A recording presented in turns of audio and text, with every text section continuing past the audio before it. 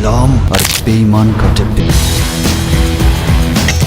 বিশ্বের অন্যতম action cinema নিয়ে হাজির হচ্ছে বাংলাদেশি নাম্বার 1 সুপারস্টার শাকিব খান। যদিও শাকিব খান বর্তমানে বরবাদ সিনেমার শুটিং নিয়ে ব্যস্ত, কিন্তু এই বরবাদ সিনেমার শুটিং শেষ করে শাকিব খান চলে যাবে বিদেশে। সেখানে গিয়ে শুটিং লোকেশন এবং কি ডিরেক্টরের সাথে কথা বলবে।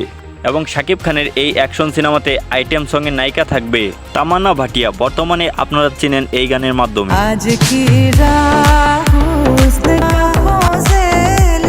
এবং এই সিনেমাতে বাজেট ধরা হয়েছে 400 কোটি টাকা।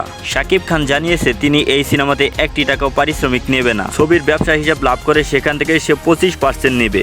যদিও এটি হতে যাচ্ছে ইন্ডিয়ান সিনেমা, তাহলে ধারণা করা যায় এই সিনেমাতে অনেক টাকা লাভ করবেন পরিচালক ও শাকিব খান। কিন্তু এই সিনেমাতে এখনো নায়িকা সিলেক্ট করা হয়নি। ধারণা করা যাচ্ছে দক্ষিণী কোনো নায়িকাকে নেওয়া হবে এই সিনেমাতে। বাংলাদেশ থেকে শুধুমাত্র শাকিব খানই থাকবে এই সিনেমাতে। তো বন্ধুরা, শাকিব খান যদি এরকম একটি সিনেমা উপহার দেয় তোমাদের, দেখতে তোমাদের কেমন লাগবে তা কমেন্টে জানিয়ে দাও তোমাদের মতামত। সেই সাথে নতুন নতুন আপডেট ভিডিও পেতে আমাদের এই চ্যানেলটিকে অবশ্যই সাবস্ক্রাইব করে আমাদের পাশে থাকো। ধন্যবাদ।